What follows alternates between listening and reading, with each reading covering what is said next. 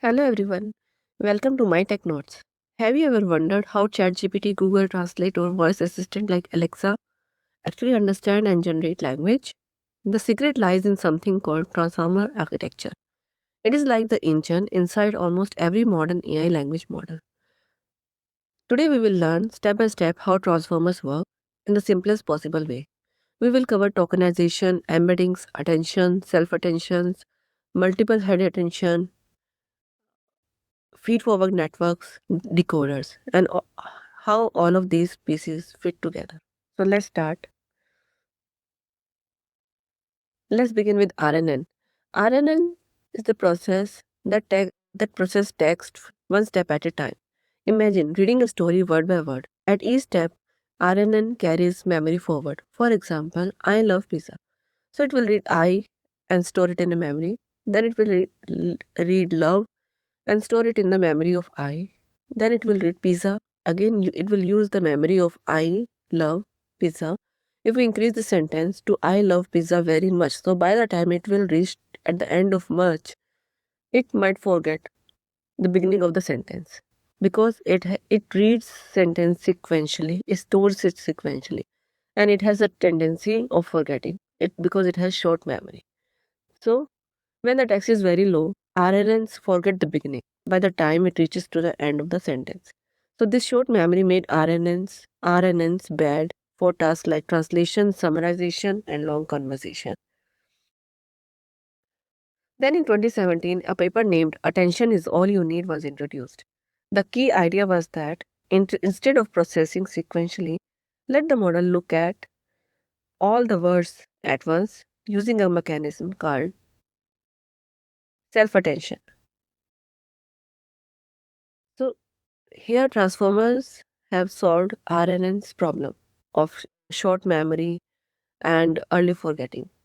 So, in transformers, it was able to do parallel processing. That means all tokens are processed together all together.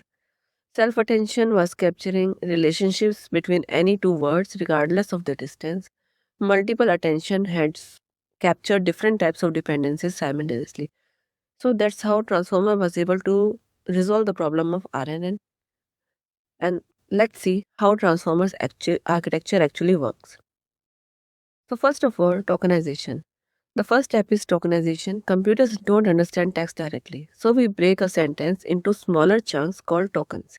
For example, the sentence I love pizza might become tokens like I love pizza. Each token is converted into a number.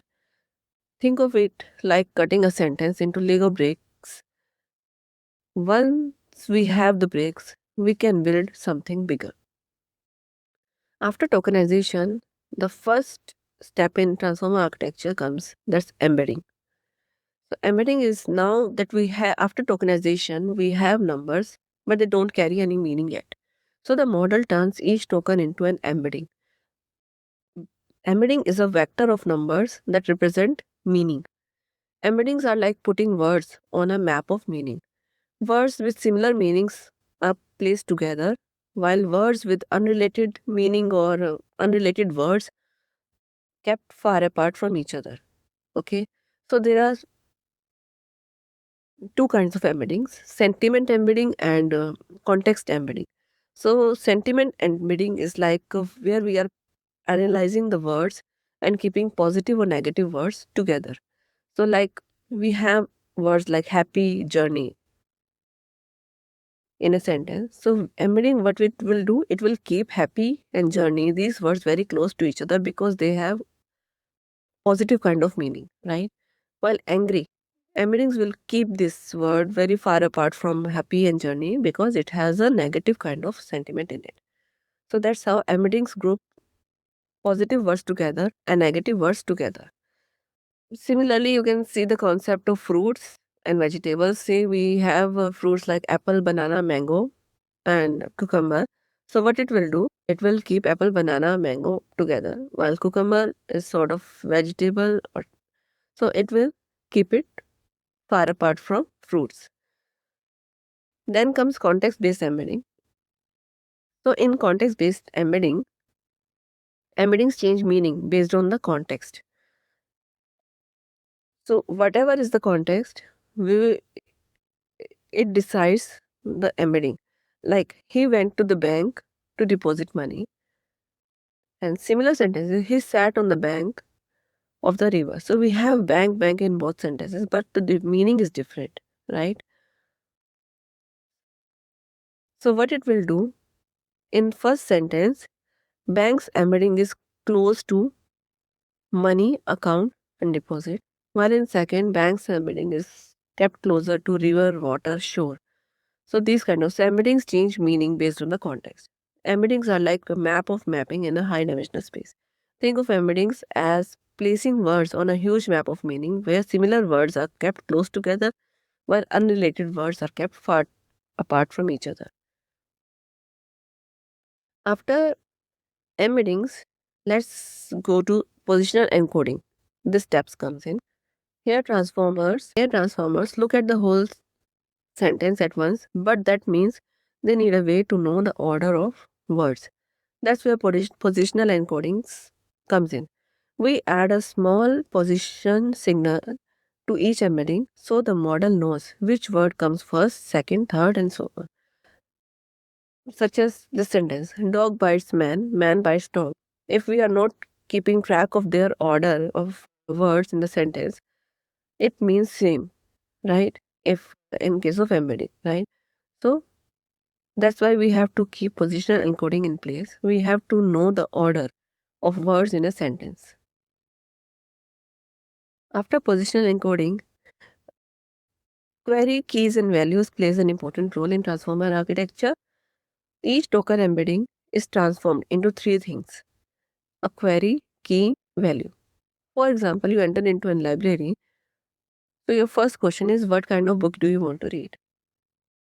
Then you know the names of the books. So those are the keys, okay?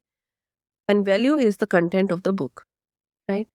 So that's how query key value plays an important role in transformer architecture, because that tells you about the token. Then comes self-attention. Now we calculate attention. Each token's query is compared with every other token's key. This gives us scores, basically, how much one word should pay attention to another. Then we turn those scores into weights and use them to mix the values. For example, in the sentence, the cat sat on the mat, the word cat pays more attention to the sat than to the or mat. So that's how self-attention works. So it decides how each word is related to each other, okay? And based on their relation, it gives them weights, and that decides their value. Then comes multi-head attention.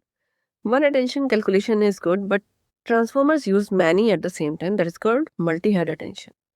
Each head looks at relationship in a slightly different way. So one head may look at grammars, one head may look at sentiment, one head may look at distance, connections. So in the end, all the heads are combined to give richer understanding.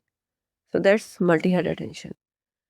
Add, norm, and feed forward.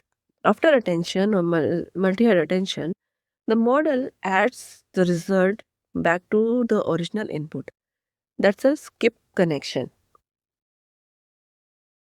So then it normalizes the numbers to keep everything stable. Feed-forward network, it's a small mini network applied to each token separately. So you can think of it as polishing each word's meaning after getting context. After each feed-forward network, we'll add a norm step to make sure nothing useful is lost. So it's a ongoing process. One such block Stacking layers. One such block is powerful, but transformers stack many of them 6, 12, 14, or even more layers. Each layer refines the understanding further, allowing the model to capture deeper relationships. After all this, we reach to decoder part. Since the encoder processes input, decoder generates output. That's one word at a time. Inside the decoder, there are three main steps: mask attention, encoder decoder attention, and feed forward network. Mask attention, it only looks at past words, not the future words. Encoder decoder attention, where decoder looks back at the encoder's output to stay connected to the input. Okay.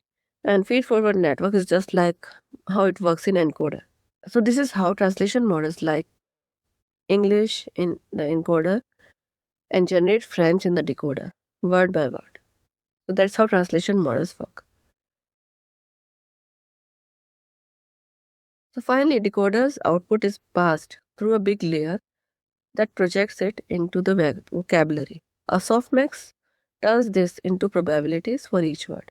The highest probability word is chosen and the process repeats until the sentence is complete. So that's how it is able to guess, or it is able to think of next word in a sentence.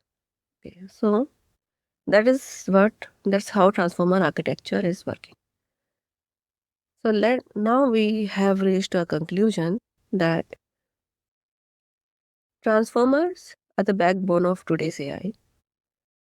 They are made up of tokenization that breaks text into pieces, embeddings that turns those tokens into meanings, attention that decides the relationship between each word, feed-forward network that refines the tokens, encoders understand and decoders generate.